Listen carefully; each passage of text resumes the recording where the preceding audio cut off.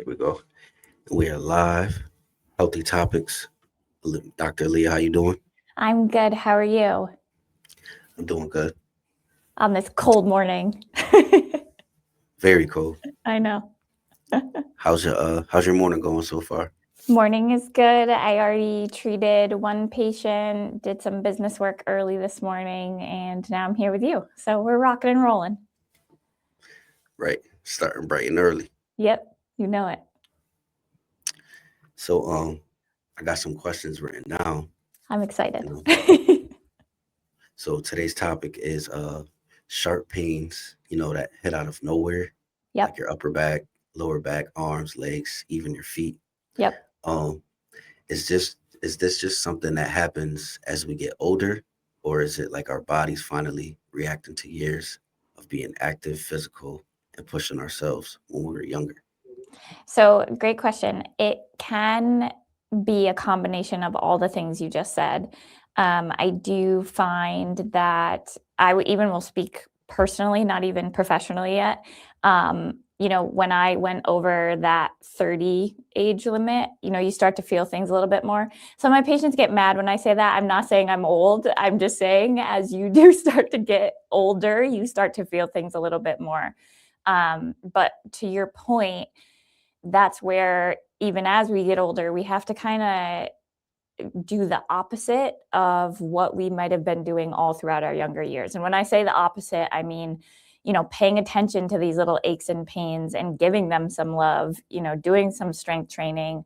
And I know you and I have talked about this before, but if you're a person that tends to sit at a desk most of your day, it's almost like you need to do the opposite of those postures to kind of combat. It's a constant balance of what you're doing throughout your life. But for sure, wear and tear can play a role. Like if you never did anything to kind of do, like I'm saying, do the opposite of what some of that wear and tear might have been, a lot of these start to pop up because it was the constant repetition over and over and over again.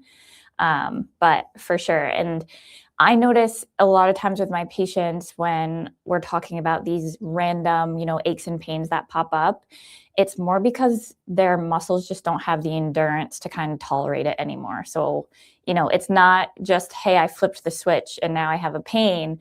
It is something that's been kind of brewing for quite some time. Good. That's a good way to break it down. Yeah. So like aging and wear and tear, the sudden sharp pains, getting older, can they come from like years of overuse, heavy work, sports and stuff like that? Yeah, absolutely. So, I mean, I'll use my contractors, my guys that do that hard labor work. I mean, I've had plenty of those that have come in and you can tell. I mean, their bodies are beat up. You can kind of tell what position they've been in. I even have like my hygienists of the world, my dental hygienists. I remember distinctly having a patient, you can literally see the position of her stance, the way her back almost was, but it's because that's what was asked of her every single day. So if your occupation, what you do on a day-to-day basis, can most certainly play a role in these aches and pains that you're feeling. As far as age goes and wear and tear, I tell everyone to fight that, right? Age is just a number. Don't let that number define you. Fight that and move your body. But yes, I minimally let people use that as an excuse, age being it. I just tell everybody, fight that. You don't have to be that number, for sure. Right, good way to break it down. I know we talked about like stretching before, but is there any like stretches that are specific, warm ups or like routines that can help reduce avoiding the sharp pains? Yeah. So breaking down, I'm a big one for mobility routines. And when I first started treating, everybody's got to stretch. Everybody's got to stretch. I am a big pusher now as I've gotten later in my career. Mobility routines are great, right? Morning routines, anything where you open up your thoracic spine. So a lot of times if I'm treating a shoulder patient, I've seen people miss looking at that mid spine. A lot of people's pain actually can come from that mid spine, but it shows up in your shoulder. If you never address that mid spine, which actually does rotation for you, it actually can limit your shoulder. So I'm a big one for mobility in that mid spine. So any like open books, just getting that T spine moving. But on top of that, it's adding in that strengthening piece. So I find if people are really good at mobility, that's great. But what's holding you and stabilizing you in that position? We got to add in that strength component. So I find a lot of times, yes, if people aren't doing mobility, let's start there, right? Let's break it down one thing at a time. Let's make you successful.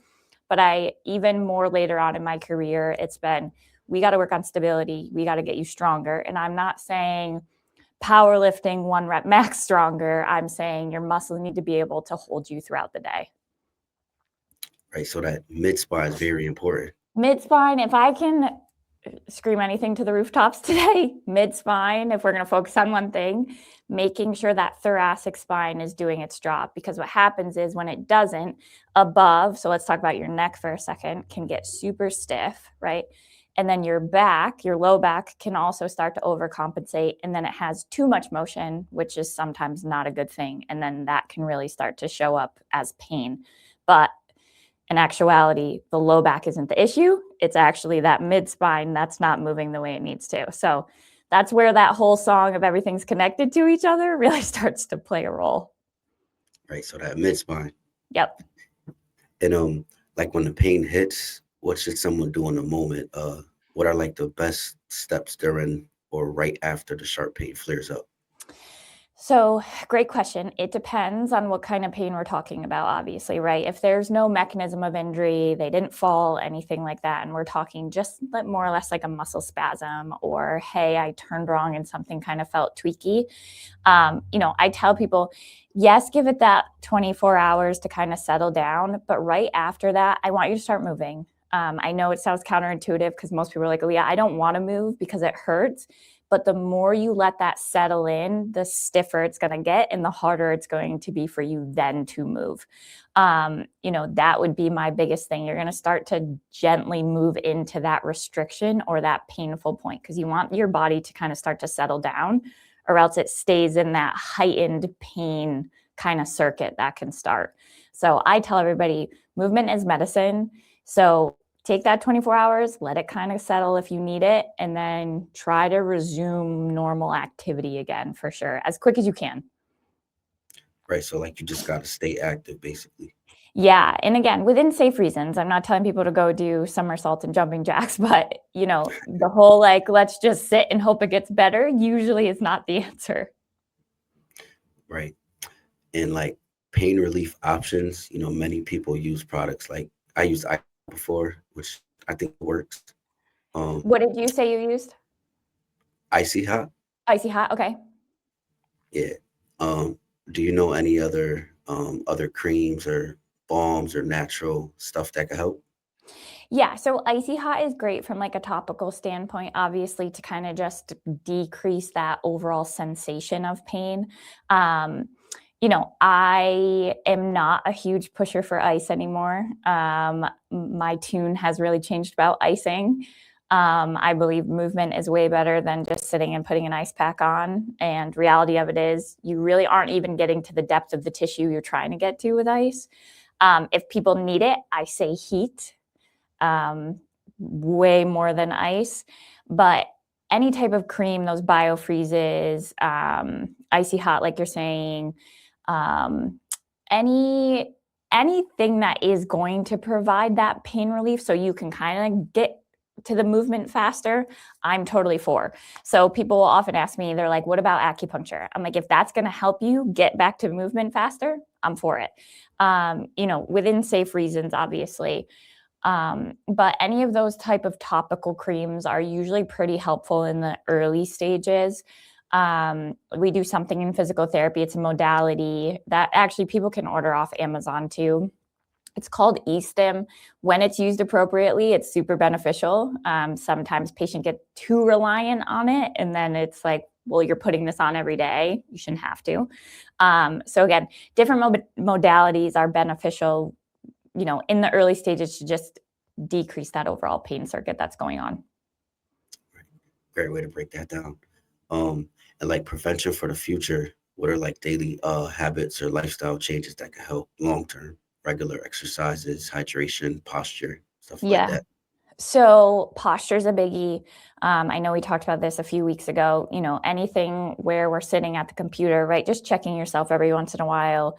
On top of doing daily strengthening little muscles, right? So talking about this, any like chin tucks, some deep neck flexors for your posture of that cervical spine, and talking about that mid spine, right? Anything when we start to get closer to the computer starts to weaken or make that muscle start to stretch too much. You actually want to hold it in that stability realm. I tell everybody, if you can, and obviously you and I being in Connecticut, it's cold right now, but if you can bundle up and get out for a 10 to 15-minute walk in the morning just to start, get some vitamin D in you, right? See the sun. That's a great way to start your morning. On top of all that, obviously sleep hygiene. So I'm a big pusher for making sure people are getting adequate sleep. Um, you know, Research recommends 8 hours. I know my sweet spot's about 7. I usually function pretty well around there. So, but making sure you're getting enough sleep so that way you can be healthy and ready to tackle your day. As far as mobility, I mean, if people get up and they do their meditation, right, whatever that is for people, that can be a world of different things. But then adding in like a morning mobility, if not in the morning, but then kind of we talked about in the beginning of this, undoing your day, doing your mobility routine after your workday isn't a bad idea either. So, and again, it doesn't have to be crazy, just 5 minutes, move your body out of different positions that it was in all day. Right. And when is pain like a warning sign? Like, how does someone know when sharp pain is normal versus like, oh, I got to get this checked out? Great question. So that's a toughie, only because everybody handles pain differently, right? So my pain scale is probably different than your pain scale, which can be a good and a bad thing, because I have seen people that have had fractures, but they're like, oh, yeah, my pain's a 3 out of 10. And I'm like, yeah, but you have a fracture. Like, that's a big deal. Yeah. So knowing your body is actually super important when you're asking me that question, right? How do you handle pain? And if this is a pain that I've never felt before, and bringing in, like I said before, mechanism of injury. So if there was a fall, right? If you tripped and twisted something, right? Those are the types of pains where you're going to start to be like, is there something more serious going on here? Your daily aches and pains where, and I've had a lot of patients say this to me, somebody uses this as an example, they're washing the dishes and they start to get that like mid-spine ache. Yeah.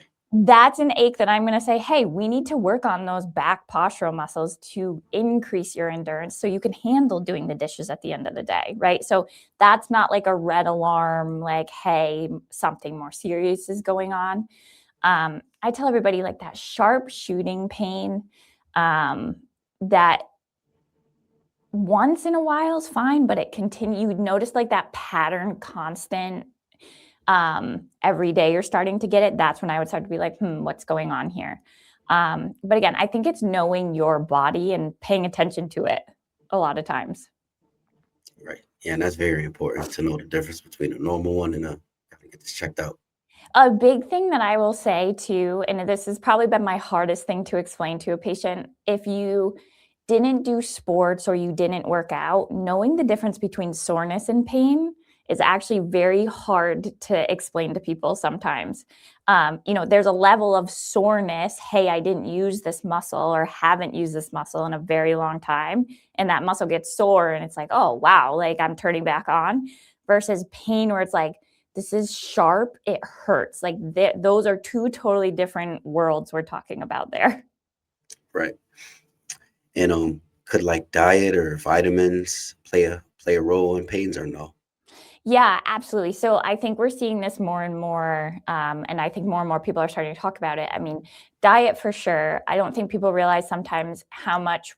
Again, I tell everybody, your body's like a car, right? You treat it like you would your car. We get oil changes, we put new fluid in it, we change tires, we do right. It's the same thing if you look at your body like that. What you put in is what you're going to get out. So it's the same thing of if we're putting all this inflammatory food in our body, you got to imagine you're going to have inflammation running throughout your body. That's not going to feel great in your joints. So diet is a biggie. And again, tons of research out there about totally different diets depending on, what you believe in. I'll kind of leave that vague on where people want to go with that. But vitamin supplements for sure. I mean, being in the Northeast, a lot of times we don't get enough vitamin D, which is not great. So, kind of knowing where you are, even geographically, can sometimes play a role in what supplements to take. But yeah, as always, I mean, what you put in your body is what you're going to get out. So, Right. I know a lot of people say this, the stress or like lack of sleep can cause sharp pains or body aches. absolutely. So, stress for sure. I don't think people pay enough attention to how much stress actually can show up as pain in your body. So, I've seen this so many times with patients that are super stressed, high jobs, family stress, you name it. And I actually have given them the space to just talk about it, right? And get it off their chest. And their back pain started to actually improve.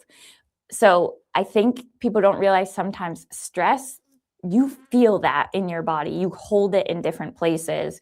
So it most certainly can show up in a lot of different places. That doesn't mean that your muscles aren't, tight or spasming, but that actually can be you just holding on to that stress throughout your body. So I a biggie is just knowing where you're at in life and how your body's actually handling it too is super important. And to answer your question about sleep, absolutely. Sleep is so, so, so important. It's really your body's only true time it rests. Right. Good, good. This was a good one. I got Yeah. one more. Okay. Um, what can cause like random pain in your feet and like sharp pains? So many different reasons. Again, if you have something going on at your low back, actually, it can show up all the way down in your feet. You can have something called plantar fasciitis, depending on if you changed your shoes, you started running, you're just not stretching your calf muscles, or your hips aren't strong and your walking started to look funky. Sometimes, most of the time, when I see I don't want to call it random, but random pain that doesn't make a ton of sense usually is indicative of something going on with a nerve. So then we'll go all the way up and take a look at what's going on at your low back. That doesn't mean it's always coming from there. But a lot of times, if again, you don't have a mechanism that makes a ton of sense for it to be directly at your feet, we have to start playing detective and figuring out what's causing it. It may just be showing up at your feet. Right. Good one. Yeah. Healthy topics with Dr. Aliah, helping the audience learn and live better, yeah, every month. This was a I good love one. it. It was. Thank you so much for having me.